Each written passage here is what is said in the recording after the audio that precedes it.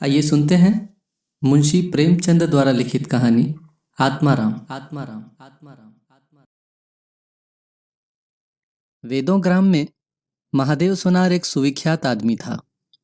वह अपने साइबान में प्रातः से संध्या तक अंगीठी के सामने बैठा हुआ खट खट किया करता था।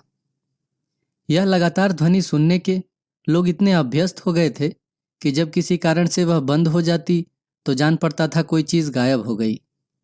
वह नित्य प्रति एक बार प्रातःकाल अपने तोते का पिंजड़ा लिए कोई भजन गाता हुआ तालाब की ओर जाता था। उस धुंधले प्रकाश में उसका जर्जर शरीर, पोपला मुंह और झुकी हुई कमर देखकर किसी भी अपरिचित मनुष्य को उसके पिशाच होने का भ्रम हो सकता था। ज्यों ही लोगों के कानों में आवाज जाती, सत गुरुदत्त शिवदत्त दाता, लोग समझ जाते कि भोर हो गई। महादेव का पारिवारिक जीवन सुखमय न था। उसके 3 पुत्र थे, 3 बहुएं थी, दर्जनों नाती पोते थे, लेकिन उसके बोझ को हल्का करने वाला कोई न था। लड़के कहते, जब तक दादा जीते हैं हम जीवन का आनंद भोग लें, फिर तो यह ढोल गले पड़ेगी ही। बेचारे महादेव को कभी कभी निराहार ही रहना पड़ता। भोजन के समय उसके घर में साम्यवाद का ऐसा गगनभेदी निर्घोष होता कि वह भूखा ही उठाता और नारियल का हुक्का पीता हुआ सो जाता। उसका व्यावसायिक जीवन और भी अशांतिकारक था। यद्यपि वह अपने काम में निपुण था, उसकी खटाई औरों से कहीं ज़्यादा शुद्धिकारक और उसकी रासायनिक क्रियाएं कहीं ज़्यादा कष्टसाध्य थीं। तथापि उसे आए दिन शक्की और धैर्य शून्य प्राणियों के अपशब्द सुनने पड़ते थे। पर महादेव अविचलित गांभीर्य से सिर झुकाए सब कुछ सुना करता था। ज्यों ही यह कलह शांत होती, वह अपने तोते की ओर देखकर पुकार उठता, सत गुरुदत्त शिवदत्त दाता। इस मंत्र को जपते ही उसके चित्त को पूर्ण शांति प्राप्त हो जाती थी। एक दिन संयोगवश किसी लड़के ने पिंजरे का द्वार खोल दिया। तोता उड़ गया। महादेव ने सिर उठाकर जो पिंजरे की ओर देखा तो उसका कलेजा सन्न से हो गया। तोता कहाँ गया? उसने फिर पिंजरे को देखा। तोता गायब था। महादेव घबरा कर उठा और इधर उधर खपरेल पर निगाह दौड़ाने लगा। उसे संसार में कोई वस्तु अगर प्यारी थी तो वह यही तोता था। लड़के बच्चे नाती पोतों से उसका जी भर गया था। लड़कों की चुलबुल से उसके काम में विघ्न पड़ता था। बेटों से उसे प्रेम न था, इसलिए नहीं कि वे निकम्मे थे, बल्कि इसलिए कि उनके कारण वह अपने आनंददायी कुल्हड़ों की नियमित संख्या से वंचित रह जाता था। पड़ोसियों से भी उसे चिढ़ थी, इसलिए कि वे अंगीठी से आग निकाल ले जाते थे। इन समस्त विघ्न बाधाओं से उसके लिए कोई पनाह थी तो यही तोता था। इससे उसे किसी प्रकार का कष्ट न होता था।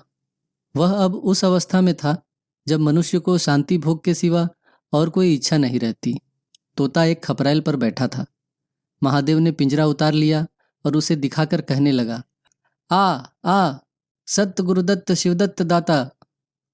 लेकिन गांव और घर के लड़के एकत्र होकर चिल्लाने और तालियां बजाने लगे। ऊपर से कौवों ने कांव कांव की रट लगाई। तोता उड़ा और गांव से बाहर निकलकर एक पेड़ पर जा बैठा। महादेव खाली पिंजरा लिए उसके पीछे दौड़ा सो दौड़ा। लोगों को उसकी द्रुतगामिता पर अचंभा हो रहा था।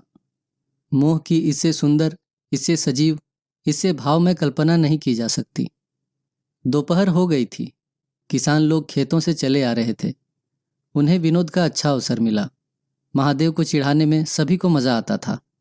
किसी ने कंकड़ फेंके, किसी ने तालियां बजाई। तोता फिर उड़ा और वहां से दूर आम के बाग में एक पेड़ की फुनगी पर जा बैठा।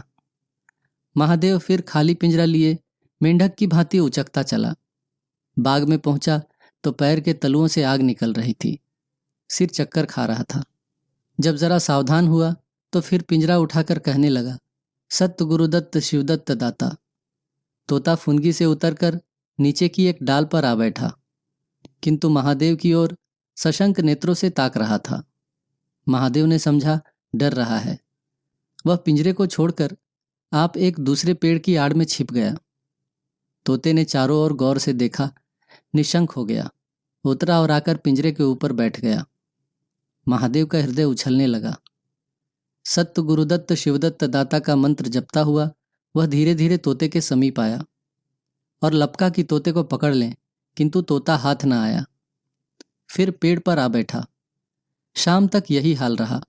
तोता कभी इस डाल पर जाता, कभी उस डाल पर, कभी पिंजरे पर आ बैठता, कभी पिंजरे के द्वार पर बैठे अपने दाना पानी की प्यालियों को देखता और फिर उड़ जाता। बुढ़ा अगर मूर्तिमान मोह था तो तोता मूर्तिमयी माया। यहाँ तक कि शाम हो गई। माया और मोह का यह संग्राम अंधकार में विलीन हो गया। रात हो गई। चारों ओर निबिड़ अंधकार छा गया। तोता न जाने पत्तों में कहाँ छिपा बैठा था। महादेव जानता था कि रात को तोता कहीं उड़कर नहीं जा सकता और न पिंजरे में ही आ सकता है। फिर भी वह उस जगह से हिलने का नाम न लेता था। आज उसने दिन भर कुछ नहीं खाया। रात के भोजन का समय भी निकल गया। पानी की बूंद भी उसके कंठ में न गई। लेकिन उसे न भूख थी न प्यास। तोते के बिना उसे अपना जीवन निस्सार, शुष्क और सूना जान पड़ता था। वह दिन रात काम करता था, इसलिए कि यह उसकी अंतः प्रेरणा थी। जीवन के और काम इसलिए करता था कि आदत थी। इन कामों से उसे अपनी सजीवता का लेशमात्र भी ज्ञान न होता। तोता ही वह वस्तु था जो उसे चेतना की याद दिलाता था। उसका हाथ से जाना जीव का देह त्याग करना था।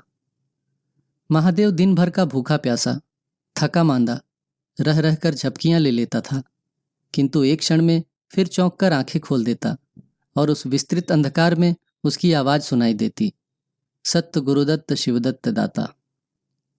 आधी रात गुजर गई थी। सहसा वह कोई आहट पाकर चौंका। देखा, एक दूसरे वृक्ष के नीचे एक धुंधला दीपक जल रहा है और कोई आदमी बैठे हुए आपस में कुछ बातें कर रहे हैं। वे सब चिलम पी रहे थे। तमाकू की महक ने उसे अधीर कर दिया। उच्च स्वर से बोला, सत्य गुरुदत्त शिवदत्त दाता, और उन आदमियों की ओर चिलम पीने चला गया। किंतु जिस प्रकार बंदूक की आवाज सुनते ही हिरण भाग जाते हैं, उसी प्रकार से उसे आते देख सबके सब उठकर भागे। कोई इधर गया, कोई उधर। महादेव चिल्लाने लगा, ठहरो ठहरो। एकाएक उसे ध्यान आ गया, ये सब चोर हैं। वह जोरों से चिल्ला उठा, चोर चोर, पकड़ो पकड़ो। चोरों ने पीछे फिरकर न देखा। महादेव दीपक के पास गया तो उसे एक कलश रखा हुआ मिला। महादेव का हृदय उछलने लगा। उसने कलसे में हाथ डाला तो मोहरे थी। उसने एक मुहर बाहर निकाली और दीपक के उजाले में देखा। हाँ, मोहरे ही थी। उसने तुरंत कलसा उठा लिया, दीपक बुझा दिया और पेड़ के नीचे छिपकर बैठा रहा। उसे फिर शंका हुई, ऐसा न हो चोर लौट आवें और मुझे अकेला देखकर मोहरे छीन लें। उसने कुछ मोहर कमर में बांधी, फिर एक सूखी लकड़ी से जमीन की मिट्टी हटाकर कई गड्ढे बनाए, उन्हें मोहरों से भरकर मिट्टी से ढक दिया। महादेव के अंतर नेत्रों के सामने अब एक दूसरा जगत था, चिंताओं और कल्पनाओं से परिपूर्ण। यद्यपि अभी कोष के हाथ से निकल जाने का भय था, पर अभिलाषाओं ने अपना काम शुरू कर दिया था। एक पक्का मकान बन गया, सर्राफे की एक भारी दुकान खुल गई, निज संबंधियों से फिर नाता जुड़ गया, विलास की सामग्रियां एकत्रित हो गईं। तब तीर्थ यात्रा करने चले और वहां से लौटकर बड़े समारोह से यज्ञ ब्रह्मभोज हुआ।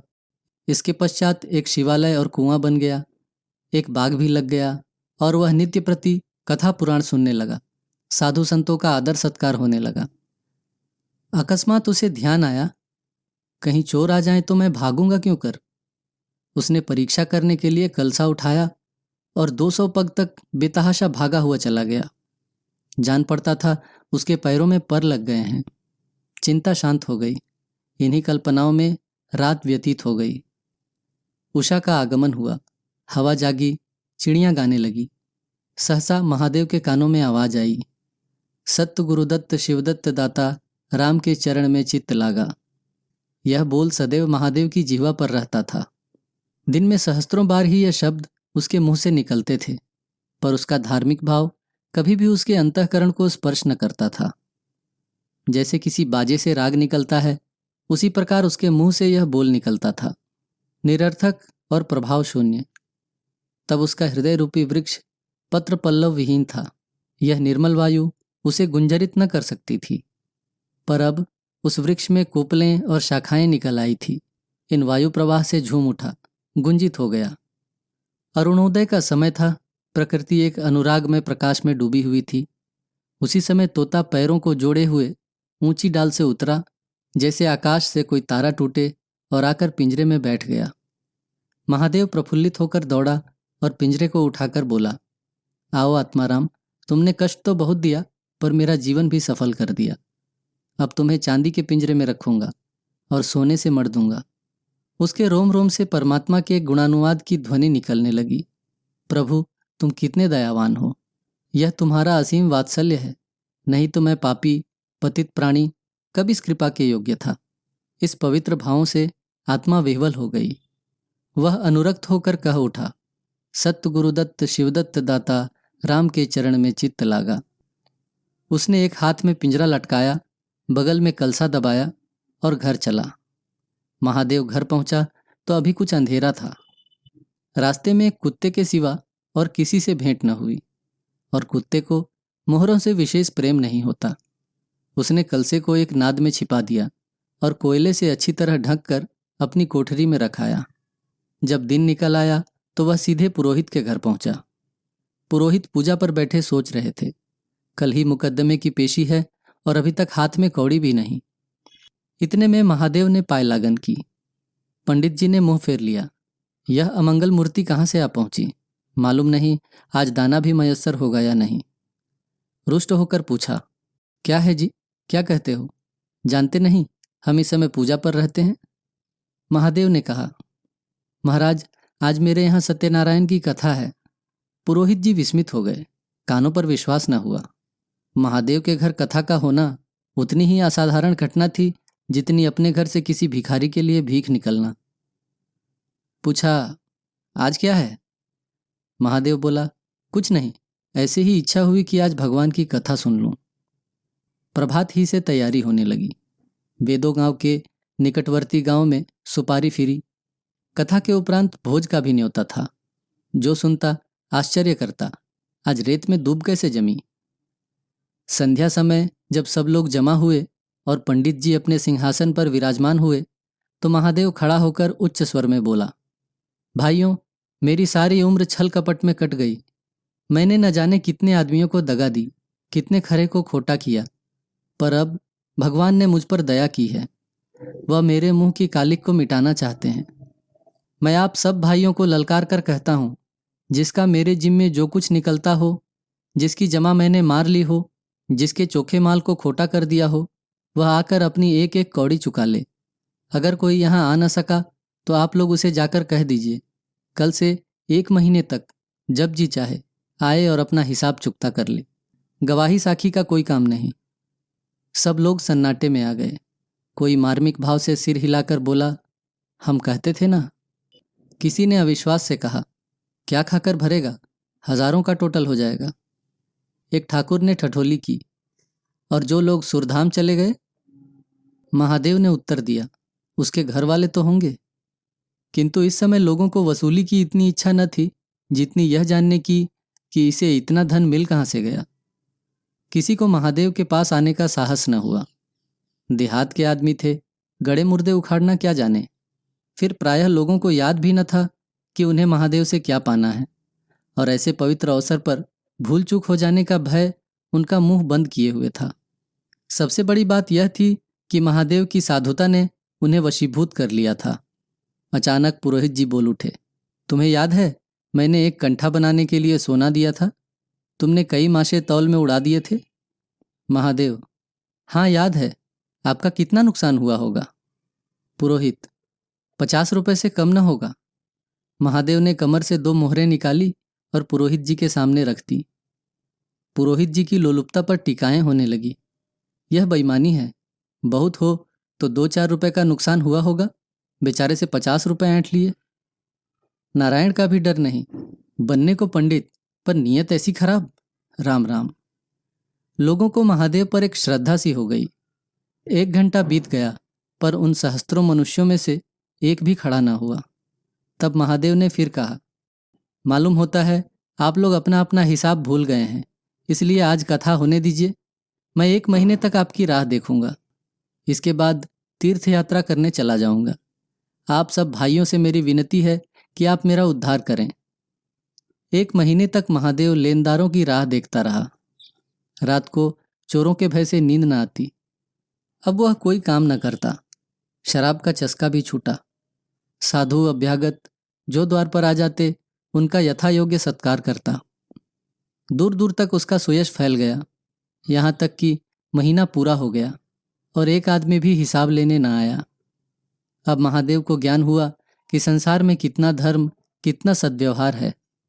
अब उसे मालूम हुआ कि संसार बुरों के लिए बुरा है और अच्छे लोगों के लिए अच्छा। इस घटना को हुए 50 वर्ष बीत चुके हैं। आप वेदों गांव जाइए तो दूर से ही एक सुनहला कलश दिखाई देता है। वह ठाकुर द्वारे का कलश है। उससे मिला हुआ एक पक्का तालाब है जिसमें खूब कमल खिले रहते हैं। उसकी मछलियां कोई नहीं पकड़ता। तालाब के किनारे एक विशाल समाधि है। यही आत्माराम का स्मृति चिन्ह है। उसके संबंध में विभिन्न किंवदंतियां प्रचलित है। कोई कहता है वह रत्न जड़ित पिंजरा स्वर्ग को चला गया। कोई कहता है वह सत्य गुरुदत्त कहता हुआ अंतर्ध्यान हो गया। पर यथार्थ यह है कि उस पक्षी रूपी चंद्र को किसी बिल्ली रूपी राहु ने ग्रस लिया। लोग कहते हैं आधी रात को अभी तक तालाब के किनारे आवाज आती है, सत्य गुरुदत्त शिवदत्त दाता, राम के चरण में चित्त लागा। महादेव के विषय में भी कितनी ही जनश्रुतियां हैं। उनमें से सबसे मान्य यह है कि आत्माराम के समाधिस्थ होने के बाद वह कई सन्यासियों के साथ हिमालय चला गया और वहां से लौटकर न आया। उसका नाम आत्माराम प्रसिद्ध हो गया।